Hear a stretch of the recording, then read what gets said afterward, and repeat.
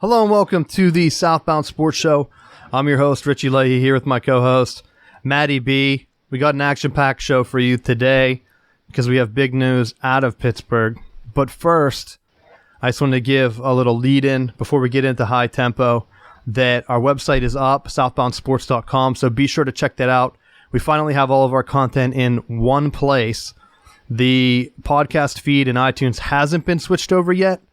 I wanted to make sure that the site has been good and stable for a week or so. So that will be coming. So hopefully it doesn't mess up, but you may have to check your feed and stop it from downloading old episodes. But other than that, definitely check it out. We're going to be putting all our content there in the future. It's going to be good stuff to come. So kicking it off with high tempo, Matt, what do you got for us? Big breaking news from our rivals, the neighboring state. The Browns acquired Beckham Jr. from the Giants, traded away their first-round pick, their third-round pick, and Jabril Peppers to make up for the loss of Collins, and traded him over to the Browns. So the Browns stockpiles, getting another good receiver and more steps forward. Yeah, your Skype was messing up your speed, but I think we could hear all of it. The Browns getting Odell Beckham Jr. And to me, I thought, why would you get rid of one of your younger defensive players, Jabril Peppers, that seemed to really be coming around last year? But they're going all in. They're trying to take on the Steelers. They know the Steelers lost Brown, which is the big news we're going to get to in a second. And they're trying to put all the chips on the table. They've tried to acquire talent in the past, and it hasn't worked out. I don't know if there's going to be locker room issues because I don't trust OBJ just like I didn't trust Antonio Brown. So you're going to get guys like that in the locker room around the young team demanding the ball. Go ahead. I didn't about that, but you got to remember, the Browns already had Jarvis Landry, who was OBJ's teammate at LSU. So going into that environment, if Landry was pulling to bring OBJ over, he could have that effect of calming, of like being that calming presence with him. Knowing that they were prior teammates, that maybe he'll be more willing to not carry on. Well, that's true, and I do think 100% that he was the one helping recruit or push for that trade. So you might be onto something there. And we'll see. I mean, the Browns are young enough where if they're able to get some type of production on offense, they have enough talent on defense that they're going to be able to make a move in the AFC North. So the other side, the Giants, they have to be really focusing on a rebuild now, I would say, because you're taking away your guy that can stretch the field, and now you're looking at Eli Manning's dwindling career. I don't know what else they're trying to do other than just try to get defensive help and get younger on the defense. So we'll see if it's a win. I would say right now it's a win for the Giants. What do you think? It's tough to say. I would give the advantage to Cleveland just because the Giants are such a mess. I didn't think they were good last year. I thought that they're grasping at straws. They have a fan base that wants to win, but they just don't. They're missing so many pieces that they almost have to just blow it up and start from square one. So I think using that pick, they're definitely going to be able to potentially draft a quarterback early and see what happens. And with Peppers, they're getting a safety with speed that can play multiple positions. So you're getting someone that's dynamic. I think that he was the Browns punt returner, maybe on kicks too. So you have someone that's young. He's only been in the league a couple years now. So why not start the rebuild with that pick and some help on the defense? I like the move. We'll see what happens because it's all about which OBJ shows up with the Browns and if he's going to be a distraction or not. And we'll use that as a lead in into our main topic. The Raiders traded for Antonio Brown. And it's been rumored for a while now that the Raiders were going to be the landing spot. Surprisingly, about Thursday night last week, the Bills came into the situation. Some people were already claiming that the Bills beat the Raiders' bid and that it was a done deal. And of course, Brown goes on Twitter or Instagram, I think, and shoots it down saying he won't sign with the Bills, which if you watch the NBA, how LeBron and all his friends got together, the power's in the hands of the athletes now. No team is going to trade for you if you're not going to sign that extension. They're not going to waste a top pick. The Bills said, okay, well, we're not going to give you what we wanted, what we were going to give you, and trade broke down on Friday morning. So it was like people were reporting it early. I don't want to say it was in the middle of the night because I don't know when I went to bed. I can't remember. But I know when I woke up that everyone was saying that the Bills were gonna land them, and then a couple hours later, it was already shot down. So in that situation, you're putting yourself out there that you don't want to play with certain teams. And how does that help your career? How does it help your future teammates? I just don't think. I think now everyone's seeing that Brown was a bigger headache than what it is. But I want to get your thoughts before I get more into it, Matt. What do you think of the deal? I think Pittsburgh got bullied in the deal. I mean, at the end of the day, I feel like they felt pressure because what I feel like is private discussions kind of went public, where the owners are saying, yeah, I'm going to come down and meet with you. Oh, yeah, we definitely agree we're going to trade you. Like, you're giving away all of your bargaining and any kind of leverage that you have, you gave away the moment you said, oh, yeah, we're definitely going to be shopping him and we're going to get good value. They never left the door open to just saying, you're going to come back and you're going to play. And then for a 3 and a 5, I don't think that was very good value. I think the Raiders definitely made out on the deal, especially when the trading partner that you have has 3 first-round draft picks and you can't pry one away. Just a straight-up 1-for-1, to me, I think would have been a better deal. But I think when they look at the analytics of a 3 and a 5 compared to a 30-some-year-old player, to them maybe they like the value of it, but to me, that really doesn't make sense. I think I'll take the opposite approach here. And going back a few weeks ago, we said, or I called that the deal was probably already done and it was going to be done early. And that's exactly what happened. I think the Raiders were almost always going to be the team. That was the team everyone's been talking about for a few weeks here. The rumors at the time and I think Jeff was on the show with us, and he couldn't believe it. He thought they would get a 1 or a 2, and I said they're only going to get a late round pick. I think the fact that the Bills entered the picture got the Steelers that pick in the 5th round. And that's just speculative here, but going in, a lot of people were on record saying that they were hearing it was going to be 1 pick, and it wasn't going to be in the first 2 rounds. So the 3rd round pick makes sense there. And I think after the Bills got in, you're able to get 1 more. And to be honest, sure, he's a great wide receiver, but if you're the Steelers, do you want to go through that whole contract thing again? You just went through it with Bell. It's better to cut your losses. First off, you free up a ton of cap space. So over the next year or 2, you can make your move and bring guys in. In the NFL, you can do quick rebuilds because you have a great quarterback. If we're being honest, you have Ben Roethlisberger. He is able to win games with anyone that's around him on offense. Steelers' weakness right now is speed on the defense. Remember, Brown didn't play the last game, which was basically a play-in game and a playoff atmosphere for the Steelers, and the Steelers won that game. They're able to get it done. Juju Smith-Schuster's great on offense. I think Vance McDonald really helped spread out, get the Steelers back to some of the stuff that they were used to doing with Heath Miller.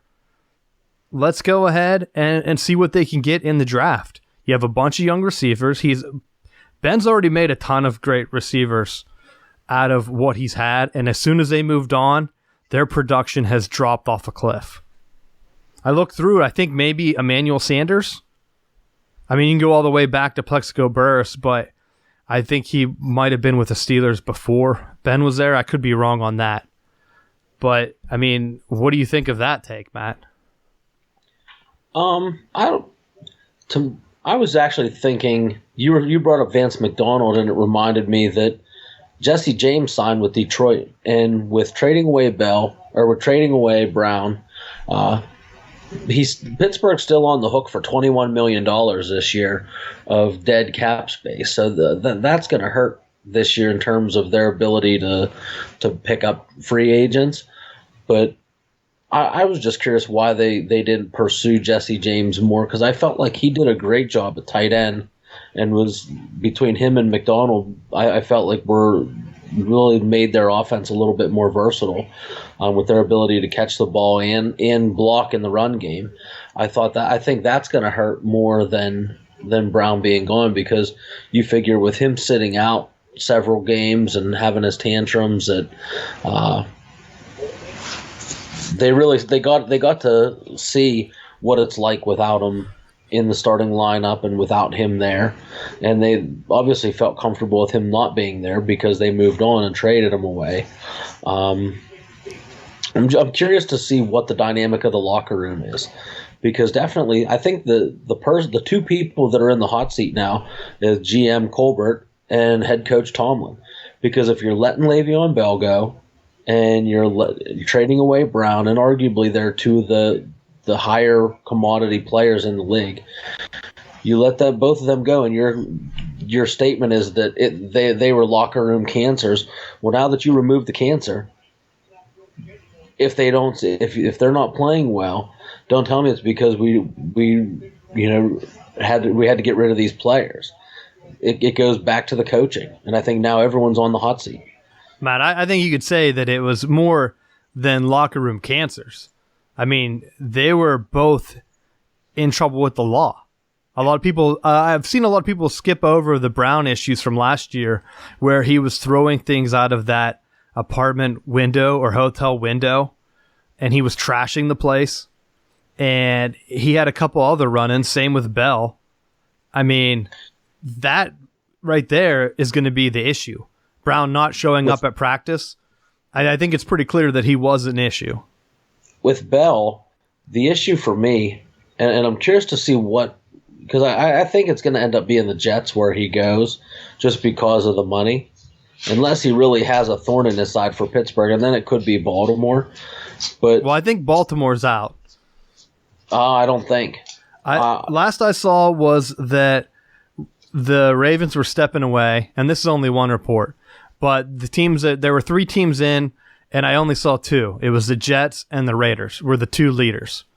Raiders because they could match the same exact contract with $30 million guaranteed that they gave Brown, and it's exactly what the Steelers were offering in about half the time. Jets could obviously give more money, but it's a worse scenario. And I think Bell tweeted out or put on Instagram that he was torn. So you know that there's multiple offers that are out there. He has to decide. But I think the Ravens stepped away.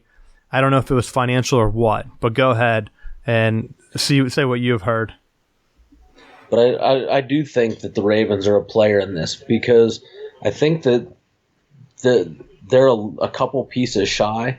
And if you really have a hard-on for Pittsburgh, what better way to really stick it if you feel like the fan base turned on you than to go to the absolute worst rival that you could go to, and having to play in conference and having to come to Pittsburgh every year, play in Pittsburgh twice. To me, that would be a total vindictive move. Are you saying the number one rival isn't the new Browns? They got to show that they can compete. They're not just a flash in the pan. Well, the Ravens are the old Browns. The Ravens are the old Browns. So you have that. The Ravens are competitive playoff-wise, where Cleveland's used to being like us and sitting at home and watching. So until they step into the playoff arena and consistently show that they're allowed to sit at the big boy table, they need to just shut up. Well, I think for the Ravens, I don't know if he really fits there with what they want to do, because you already have a guy that can run spread concepts with Lamar Jackson, a quarterback, and Bell doesn't really do that. He was pro-style at Michigan State. Roethlisberger's basically a pro-style quarterback. Too risky of a move for the money that he wants. And I honestly think that's probably why the Ravens moved away. I think the Raiders are intriguing because if he hates Pittsburgh, that's another team that hates Pittsburgh, because every Raiders fan I know, for whatever reason, they still bring up the Immaculate Reception, which was, 10 years before I was born? Maybe longer, I don't even know. So you have that hatred there. They have Gruden. Obviously, the loss to the Raiders last year kept the Steelers out of the playoffs. That was the game with 3 or 4 weeks to go. So you have Gruden. I think that would be the most interesting landing spot. If he ends up at the Jets, it's done. I don't see the Jets competing. Ever since they went through the Rex Ryan thing and they tried to tell him what to do and get him under control, that team's kind of fallen apart. You have the Raiders. He goes back out with Brown. So you know that those two, if Gruden can put the same type of offense around them, it could work because they're familiar with each other. I think that's the best case scenario for both. And as a fan, I would be interested to see how it would work out if they were to land with the Raiders. But we should find out shortly because teams are going to fill up their spots. And if Bell waits around, he's not going to get the money that he wants. And here's the thing that's being left out. No one's talking about this. Bell's already had legal issues for drug use. If he gets dinged again, it's a year-long suspension. So that's a huge gamble that you're taking, signing him to a mega contract that he wants with all this guaranteed money. That all it takes is one joint, and he's out a year. Isn't it legal in California too? So everyone around him, it will be there. Yeah. So I don't know. I think that's an argument for another time, but I think that rule is so outdated by the NFL that they need to change it. But, I mean, yeah, you're right. He has been getting in trouble, and he also has had injury issues. So it's very tough. If he passes up the money now and waits because he doesn't like the situation at one of those three teams, Raiders, Jets, or Ravens, I mean, where's he going to end up? So it's going to be crazy. Got another one. Nick Foles is looking to sign with the Jaguars. I don't know if it was a done deal or not, but I think that's a great landing spot for him due to the fact that they were basically in the championship game 2 years ago, and they're consistent quarterback play away. A lot of people are thinking that he's not going to get it done. There's a great chance that he was the spark behind the Eagles. So if he goes there, that's a dangerous team. Dangerous and young with a Super Bowl winning quarterback. That could be one of the hot picks to win it all. Anything else you got on that or any other moves around the league? Just a hypothetical that I don't think would happen. Just want your opinion. With signing Foles, more than likely they're going to cut Blake Bortles. He's 26 years old. How would you feel about Pittsburgh signing Bortles? Hey, get as much competition as you can. Because I wanted to see steps from Dobbs last year. Didn't happen. And with that, do you really have another quarterback that can jump in with experience? You really don't. Landry Jones is gone, correct?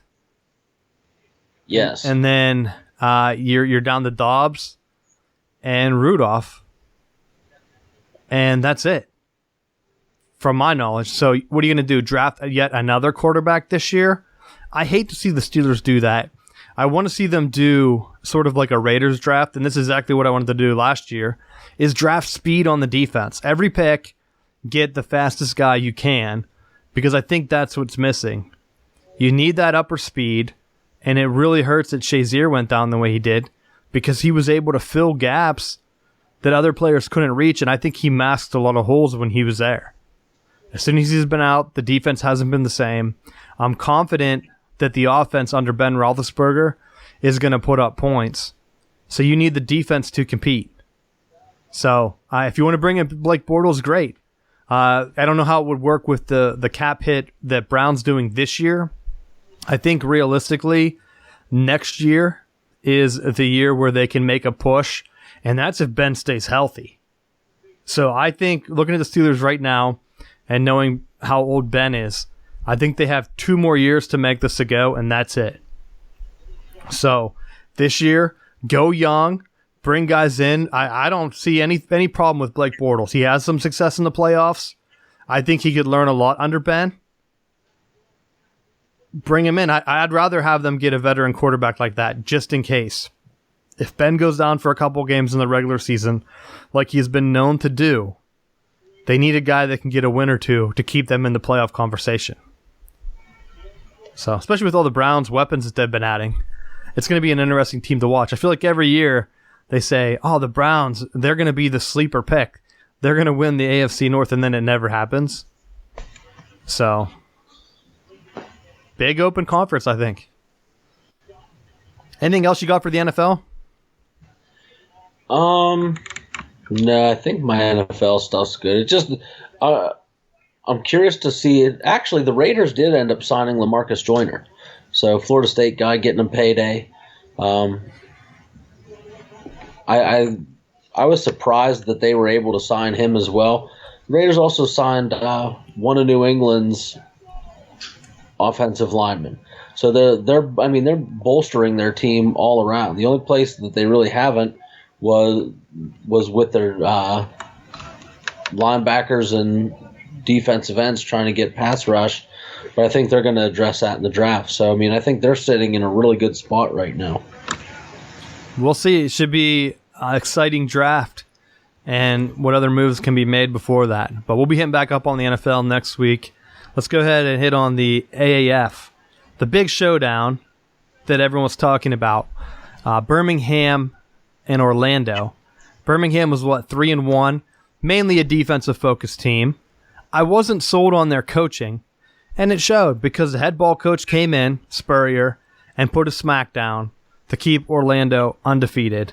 And I really think that you have one team that could run it all because they seem to be getting better every week, and the rest of the league is kind of just average. And with that, I think the problem is they recycled all these old coaches that weren't successful. So it was a rant. If you want to listen to it, go back and listen to last week's podcast. I'm not going to get into it again just for sanity's sake. But head ball coach, I think coaching in this league is going to win it. And it's looking like Spurrier has that team to put it together. It's almost like watching a college team. And I think a lot of people that were hoping that these athletes can then jump into the NFL and sort of be like a minor league for the NFL. I honestly think that it's more on college football level. And I could be wrong. Matt, what do you think? Did you watch any of the games over the weekend and stuff? I caught a little bit. The team that, well, first off, for as much trash as we talked, Atlanta pulling off another win. That's because they started Murray, and they almost started Sims. And they look decent with Murray at quarterback. So they must have listened to the show and made the right move on that. Yeah, I'm pretty sure. Now I have to look it up because I could be misremembering. But that was the whole thing. It's a quarterback league. You got guys that were great in college. Bring them in. No one cares about these guys that are worse than backup NFL quarterbacks. Bring in some guys that are exciting. Speaking of, Vince Young, he's available now. Texas let him go because he wasn't showing up for his job. They basically gave him an easy job. Like, you hang out at Texas and show people your Rose Bowl ring and your national championship ring. He wasn't even showing up. Like he said, he works better in the street. But go ahead. The other team that's starting to get better here as the weeks progress is the San Diego Fleet with Mike Martz, the Greatest Show on Turf's coach. They seem to be starting to get better too, but I still think on that other side, San Antonio seems to be like it's going to be the team to beat. But watching the offense, they're also a more spread. I say spread, but they're more spread based than most of the teams. You look at like Birmingham, and they're almost a dinosaur style offense where they're putting 2 tight ends in. They're really aggressive downhill run game, very vanilla passing game, and it shows the teams that are willing to open it up even a little bit, even by old archaic NFL standards, they're doing much better. Yeah, it's crazy. I brought this up. I think Aaron Murray played in, 2 games? Maybe more. He almost has as many passing yards as Matt Sims had in 3. So, I mean, that's the guy you got to go with. But you're right, Matt. They have guys running old offenses, and it's not going to work. And I think it looks sloppy to the fans. It's like going back and watching highlights from like 2000 college football or something. And you're like, okay, these teams look pretty good, but why aren't they doing this? This would probably be wide open. And I think the average fan watching that, to me, it's kind of frustrating to watch. Like, how many passes are they going to drop? And you expect the teams to get better, almost like college football. By now, teams should be clicking on offense. They have the rules set up to be high scoring, and they're not scoring. So I don't know what else they can do other than overhaul it and try to get young, college-style, progressive concepts into the league. But if they're trying to do the NFL minor league thing, I don't think it's going to work. Did you ever see Gruden's quarterback show with Brett Favre? Is this the same one that is on ESPN? Yeah. I think I have. But I didn't know Brett Favre was in it. They did a special one on Brett Favre. You can look it up on YouTube, and it's you're talking about an old one with Brett Favre as the quarterback. Yes. Okay, no, I didn't see that one. It's on YouTube. It's a really good video to watch. And one of the parts that he talks about was how he was one of the originators of some of the RPOs. And he said it came from him just being at practice and doing some of the same old run, like during a run period where he knew he wasn't going to do anything and it was just overcoming boredom.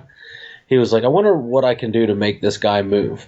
And so he'd fake the handoff, and then it was he just pretended to throw, and he made the defender jump and was like, well, I wonder what happens. And was just kind of tinkering with it at practice, and said he knew if he approached, Mike Sherman about it, that he was going to say, no, we're going to do it the way that the offense has always been run and the way that it was built. It's not designed to do this. We're not going to do it. He said, so he knew if he was going to do it, he was just going to do it in the game and just do it on his own. And then if it worked, then explain how he got there to the coaches.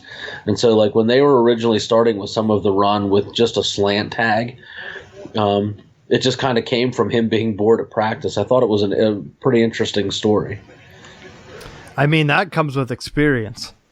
So you have to almost be playing in the same system for a long time. And I think Favre had that. Oh, absolutely. But I also think that showed just that we're going to run,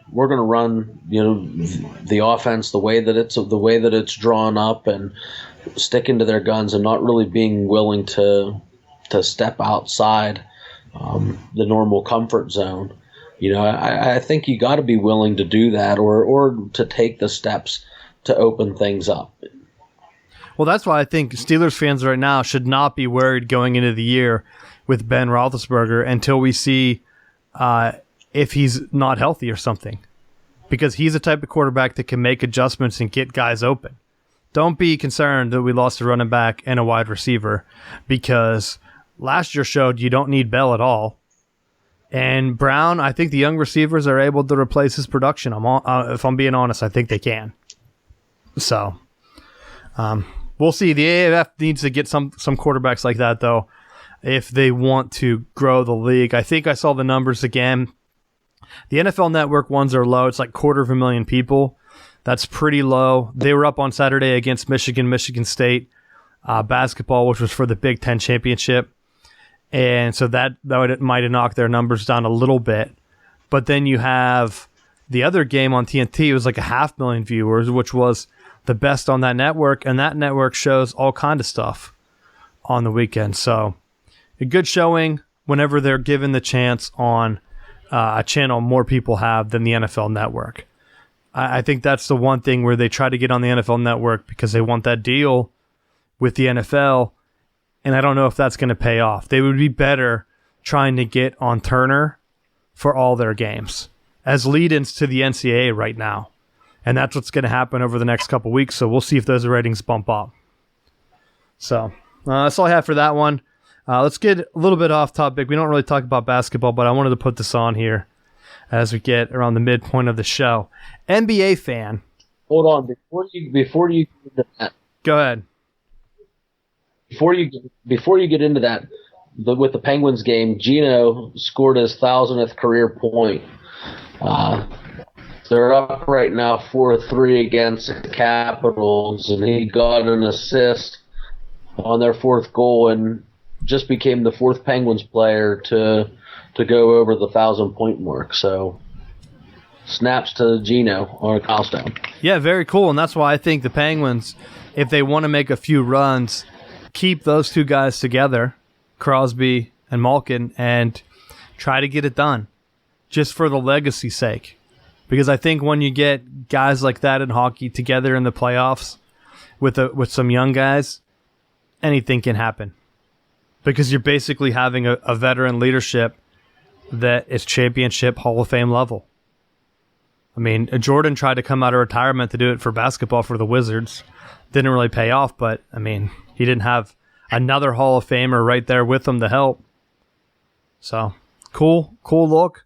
Hopefully Penguins are able to make the playoff spot. But it's going to be tight down the stretch. We'll see in the next coming weeks. But getting into the NBA, which I wanted to bring this in, not so much from a basketball perspective, but I hate the fact, if you're looking at, because we talked about it, I don't even know what the Raiders were called this year, because I don't think they're at Vegas yet.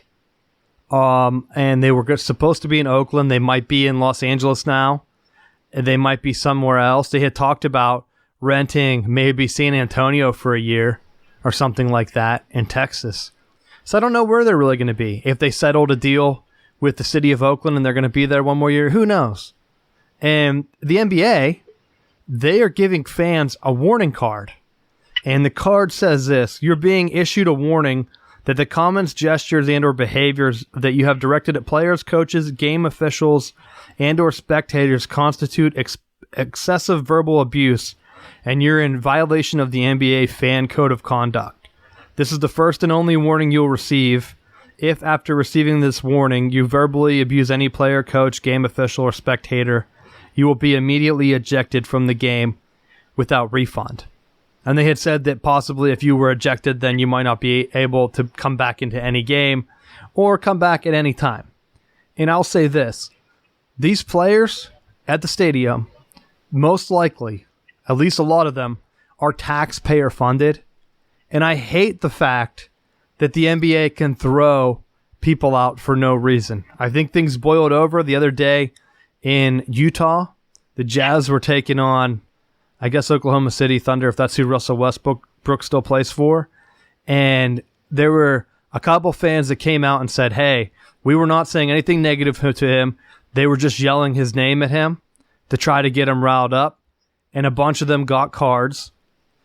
Westbrook came at one of the fans, and the other fan said that no one was swearing. I mean, you're in Utah, a high Mormon population. I don't know.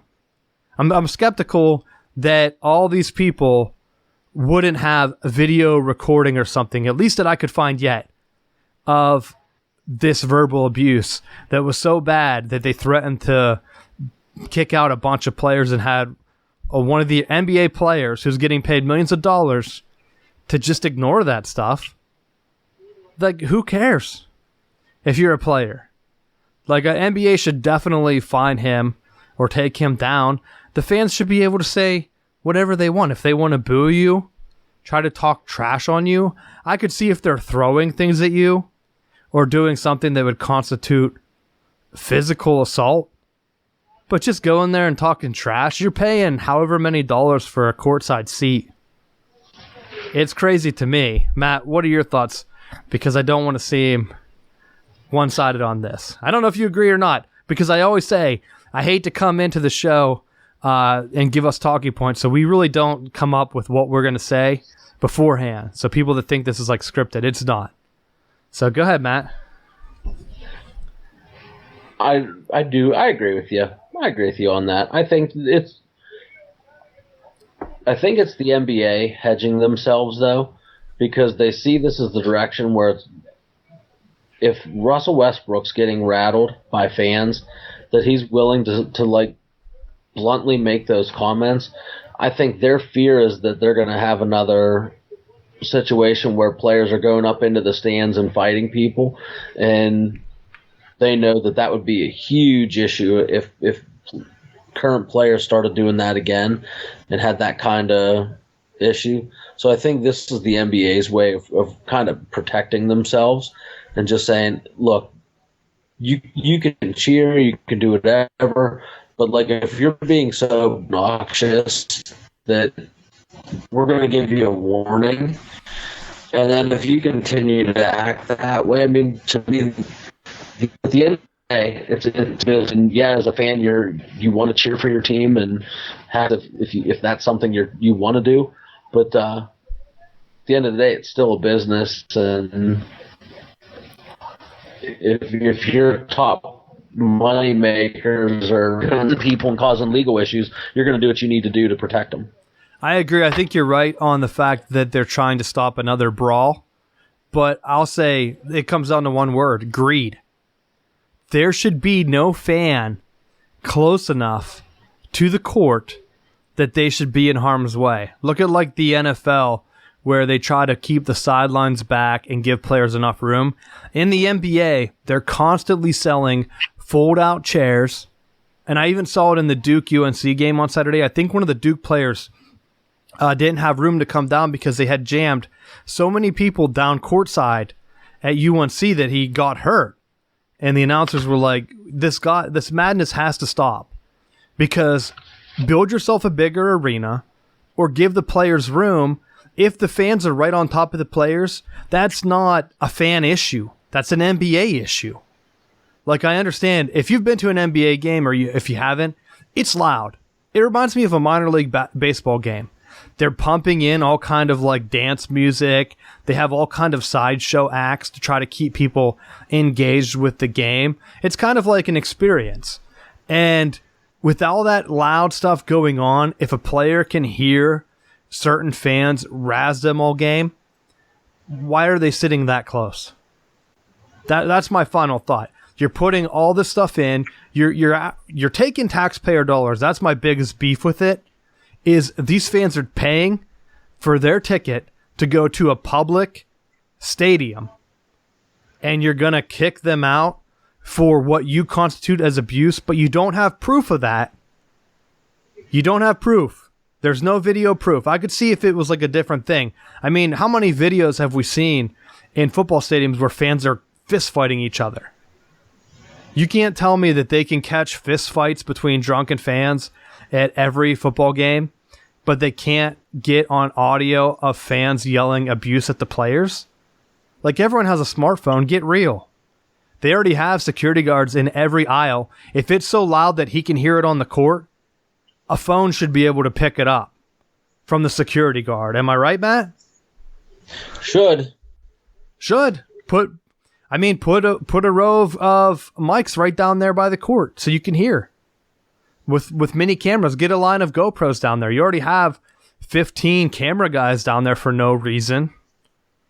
But that's the end of my rant. I'm really mad that they try to get away with the taxpayer stuff. And it goes back to like St. Louis. They lose out on the Rams.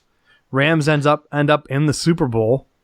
And what are they stuck with? Those people in that city are still paying for that stadium. And it's all or none. You let people in because it's a public stadium. And as long as they're not committing a crime, which is free speech, it's not a crime. They could yell whatever they want at him. They can't kick him out. I would love to see this battled in court.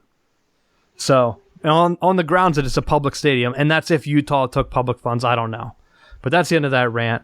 Let's get into NCAA conference tournaments, Matt. We'll start with the ACC. Down here in Raleigh, the Wolfpack play Clemson tomorrow at noon. Basically a play-in game I've heard for both of them, and the bubble's a little bit different this year, so I can't make a strong opinion one way or the other because I'm not used to these new net rankings. But I want to say that they're both on the bubble. If they get a win, Clemson or NC State, they're in. If they lose, they're out. On the other side, Matt, Florida State got the double bye. What do you think their chances are in the tournament this year? I don't know. I mean, they're a bipolar team. The one thing that I will say that kind of surprised me, over the last 3 seasons, Florida State has 3 losses at home. And they have the fewest losses over a 3-year period. Kansas, Michigan State, Villanova, Duke, and Kentucky were close with 4 and 5 losses. But, you know, you're breaking up a bit now. And you hear that stuff, but then finished 4th in the league for Coach of the Year, and they had no players selected for the all-conference team.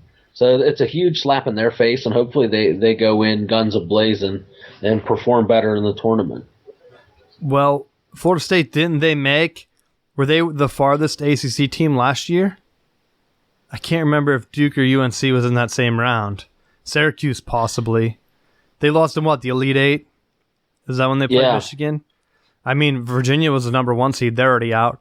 They're the number 1 seed again. The winner of Clemson and NC State would get them in a great chance to secure that bid if they're trying to get middle ACC teams into the league. But we'll see, because I've seen some crazy things in projections. Like they were saying the one league that maybe has, is it Murray State, that conference could get multiple teams in, which would take away from a bubble team and say the ACC or the Big Ten. It's just a weird year. And I think Florida State, they're on the good side of the bracket, where I think they're the 4 seed. They're going to get the winner of Virginia and Clemson or NC State. If they get past that first round game, why not? Why not make a run? You could easily beat Virginia because it all comes down to scheme. And for whatever reason, Tony Bennett, Virginia's coach, just doesn't make the adjustments in the tournament. Well, I was surprised watching a couple of Virginia games. The game, from what I saw, they just have to stay hot. If they hit the shots, they're a dangerous team. But it just seems like they hit the tournament and then their 3-point shooting percentage drops off, and then they just get throttled. Yeah, it's crazy, and it might be due to the gym setup. So whenever you get into these tournaments, you're playing more of an NBA, and I know I just complained about like the downhill seating or whatever, but the basket is further away in some of these larger arenas, so it throws off your depth perception. So if you're a team that shoots well in your gym and you're used to these small gyms in the ACC, I mean, Duke's is smaller than the crowds they were getting in like an Indiana high school basketball game a few weeks ago. So Duke's arena's small. Some of them are really small, and they don't share with other bigger teams. NC State has one that's more open. They share with the Carolina Hurricanes. I don't think many other teams in the ACC have that gym setup where it's larger and used for multi-sports, not like a stadium. It's more of just a basketball gym. When you get to these tournaments, it's open, and that does affect shooting. So it's a big deal, and I think that really comes back, and it favors teams that are used to shooting with that different hoop style. But that's just speculative going on Virginia's woes. It could be anything. Matchup, whatever, but we'll see. That's a big one. Moving on to the Big Ten, I think the biggest surprise for me is a lot of people have Indiana in. Indiana got throttled by Michigan both times they played them. And I think they played them twice. I know they got a win over either Purdue or Michigan State. And I talked about Purdue is basically the Virginia of the Big Ten, where they're going to get into this tournament. They're on Michigan's side, I believe, as the 2 seed. Michigan's 3. Michigan State beat Michigan to win the Big Ten in the regular season Saturday night, both times. And you could really see that Michigan just doesn't have the depth this year. So for the Big Ten to make a run, it's going to come down to Purdue getting stuff done, or Michigan State looks like they're in a pretty good position, although they've had some injuries. Same with Michigan. So when you have 2 of your top 3 teams struggling with injuries right now, not a good look for the league to break their national championship drought. I'm just surprised that people are throwing in some of the middle teams. For Pennsylvania people listening to this show, if Penn State wants to make the NCAA tournament, they have to win the Big Ten tournament, which would have them going through, would it be Purdue, Michigan, and then Michigan State would be the worst case scenario on their side. I think that's the bracket that they line up on. So crazy. Michigan, or the Big Ten with the 2 Michigan schools doesn't seem as strong this year. And I wonder how many early entries from Michigan over the years getting hot in the NCAA tournament have really hurt the league. And Indiana being down too with Archie Miller stuff. They should have been the team, since they cut Tom Crean, that really came back. And since Crean went to Georgia, they haven't made that jump. They haven't even been in the Big Ten conversation. So it'll be an interesting week. Those are the 2 conference tournaments I usually keep an eye on. Some other ones like the Big East are usually pretty good. But we'll see what happens. Anything else you got for college basketball, Matt? Nope, just interesting. This is a good time of year to, if you're not a basketball fan, to start watching so you have a little bit of an idea of what to look for the March Madness. And start seeing who's heating up. And I think it's great that more football schools are starting to come around. Florida State, Michigan, predominantly a football school, making noise in the NCAA tournament after all the pay for play by these basketball-only schools and the FBI investigation, which they said that they have direct link to NC State's old basketball coach, Mark Gottfried, that he was the one providing payments. Although they couldn't verify it, because I think in the statement, he didn't actually hand money over. He handed an envelope, and the runner never opened it to confirm that it was money or it was something else. So it's going to be interesting if more of that gets opened up, if other coaches are directly named in some of these FBI wiretaps. But it seems to be it's a lot of focus on basketball-only schools, like Kansas, which I laughed. Finally, they didn't win the Big 12. Kansas State and Texas Tech split the league title. Texas Tech is clearly a football school, but they got something going on in basketball. So good to see some schools go around whenever everyone knows football makes the most money.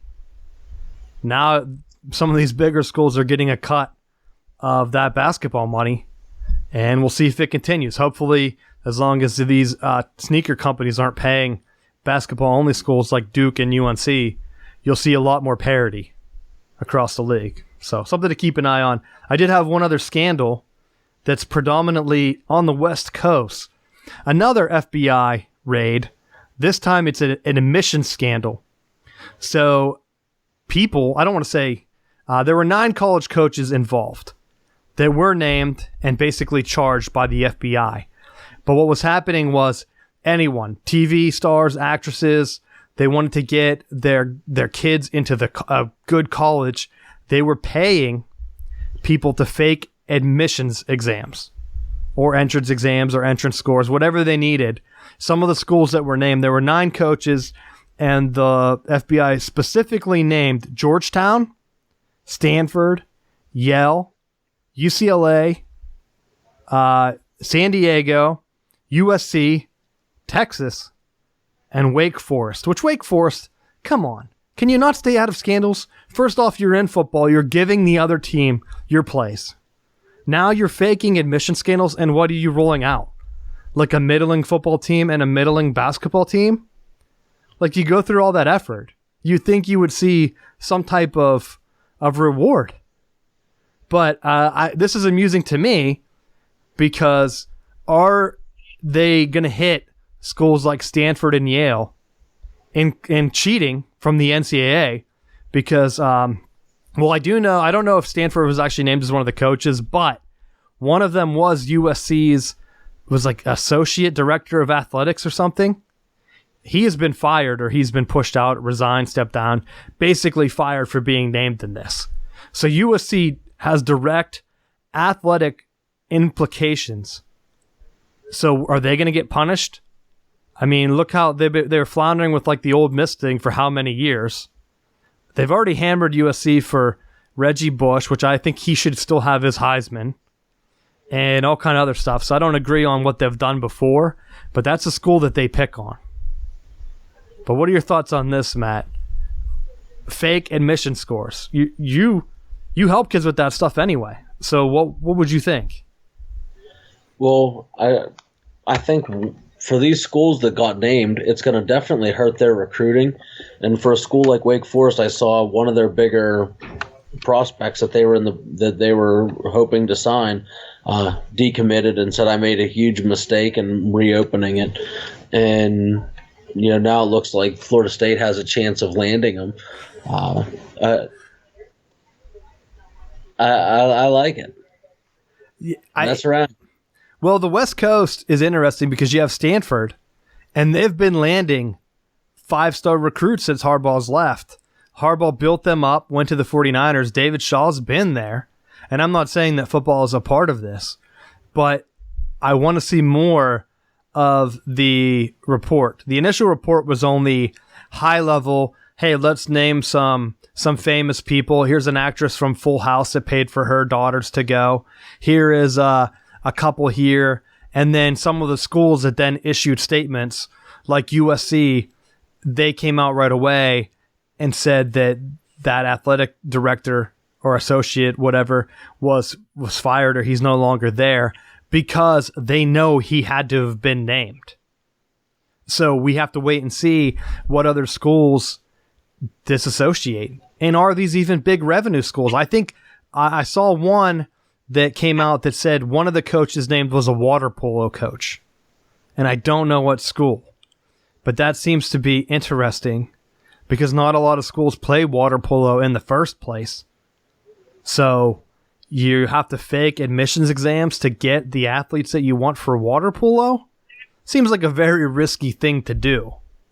Because you don't want the dreaded lack of institutional control, which then can be thrown down on all your programs in terms of funding, or like they did with Penn State where they had them pay whatever amount of money to the NCAA instead of taking that revenue and reinvesting it. So what do you think? I'm wondering what else. I'm wondering what else is going into it. It can't just be that you're paying all this money and you're getting in. Like, there has to be some kind of you're getting in, and after you get out, you're getting something else from the university. Because I mean, Shannon Sharp, I saw a quote from him today that he said, parents are paying $400,000 to get their kids into college, and this is a scandal. And he said, for that kind of money, my kids better get into heaven. Well, the one lady, or I don't know if it was a lady, but the one person paid $6 million. And if you're right. If they're just paying for the entrance exam and they had to pay $6 million because their kids' test scores were that bad, like, how are they going to graduate? You would almost have to think that $6 million guaranteed a diploma. And maybe it was multiple kids. I don't know. So yes. There has to be a backdoor deal where it's not just something with like the SATs or the ACTs. Like, it can't just be a fake testing scandal. If there's that much money thrown around, it has to be more like you said. They have to almost say, okay, here, we're going to put your kid in this, and they're going to be lined up with one of our you know how they always say with football, there's like a car dealership or somewhere that one of our alums own, and we'll get you a job there as a manager. Like, I would almost imagine that if you're paying $6 million, you have something like that lined up. But we'll see. I just think it's interesting that 9 coaches were named, and I want to find out who they were. But that's all I have on the main agenda today. Anything else you want to hit on that before we move on?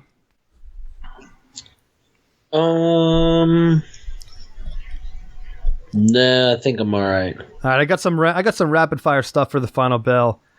First, might as well keep going. You talked about the Noles a lot here, but Hornibrook from Wisconsin transferred in. That's right. I mean, that has to be a good feeling because Florida State was down the 1 scholarship quarterback. They had the walk-on, which some walk-ons work out, so you can't really knock that, but you gotta love the chance to have extra competition and a guy with experience. I believe he's won a few big games. Yeah, and the transfer from Louisville cleared the necessary things through NCAA. So they have 4 quarterbacks right now. I don't. To me, I think it's James Blackman's to lose, and I think he didn't see more time this past season because they wanted to save his red shirt. And I think you look at all the players that had their red shirt and had this extra time, and I think they're reaping the benefits of it. Plus, the thing that I'm really, really liking right now is the energy that the players are having coming out of spring practice, talking about how Kendall Browse is developing tempo and they're getting the players ready to play at a fast pace. And I think that's been something you could go back to when Tom Herman was at Houston, was something that hurt Florida State, was playing with tempo and running at it, and players running out of gas. And I think to have someone that's willing to play at that style, they're going to be better conditioned, and you're not going to see them getting more out like they have been in the past. Well, that was one of the big thing that wasn't really mentioned. There was the Alabama's conditioning coach, Kirby Smart, really went after him hard. And I don't know if I can't remember if it was as soon as he landed at Georgia or if it was sometime recently, but he went after him hard knowing that, hey, you got to have a system in place to get these guys operating at peak performance at the end of the season. We've seen all kind of teams fall apart that last week or so, the last month of the season, so you got to have that. So it's always a big get to have some of that stuff going on. Keeping with football, I did see that I don't know what's going on at UCLA, but Michigan has allowed Wilton Spate to throw at their pro day, which I thought was a great gesture to them. He transferred out. I thought there might be some bad blood. I believe his brother's still on the Michigan team, but Coach Harbaugh came out and said that they didn't have a senior quarterback, so he reached out to Wilton to see if he'd be interested, and he's going to be the quarterback throwing at the Michigan Pro Day. So I thought that's kind of cool. You see some guys do the graduate transfer thing, and he got some playing time at UCLA. Now he's getting a chance to throw. I don't know if he's on any draft boards or anything, but I thought it was a pretty cool move by Coach Harbaugh, a coach that a lot of people throw out there and say that ex-players kind of hate him. It's not really showing, so good move there. I was hoping that St. Francis University from Loretto, PA, was going to make the NCAA tournament, and they ended up losing, I believe. They were down 12 with a minute or so left when we started this show. The Northeastern Conference Championship. So a big blow there, as I really hope that they would make the league. And another off topic, my man Tim Tebow, he got demoted down to AAA, or the minor league, from the Mets spring training. So he's back. They think he's going to start in AAA this year. And I think I would have loved to see him come back for the AAF, and maybe he'll make a run with the XFL, because he might not be as accurate, but I think that's what they need. They need big names if they're going to compete. Vince McMahon, I know you're not listening, but go ahead. If you hear this, get it done. Sign my man Tim Tebow. Bring that back. I think he'd be a great face for the league. People love that type of coverage. All right, what do you got for the final bell, Matt?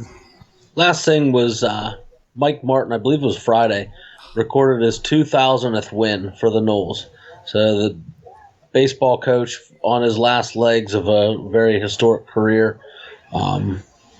Picked up to win 2,000 over the weekend, and good things. Very cool. We got spring training underway for Major League Baseball. Not sure if the Pirates are going to make a run. Most likely not. And the Tigers, friends of the show, Detroit Tigers, they are in rebuild mode. So we're hoping to get some quality baseball this year. I know your Cards are looking like they're in a good position. They've made moves similar to what the Browns did, where they went out and tried to get better.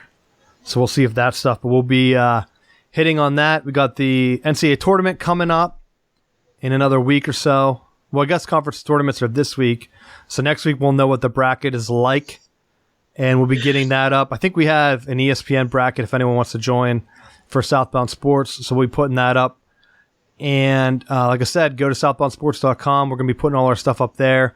You can still subscribe on iTunes. The feed will be updated soon. I think you can still subscribe and it will automatically do it for you. So make sure you subscribe, bookmark our new site, and follow us on social media from our new site. We have the links in the upper right corner. I think that's it. So thanks for listening, and we will see you next week.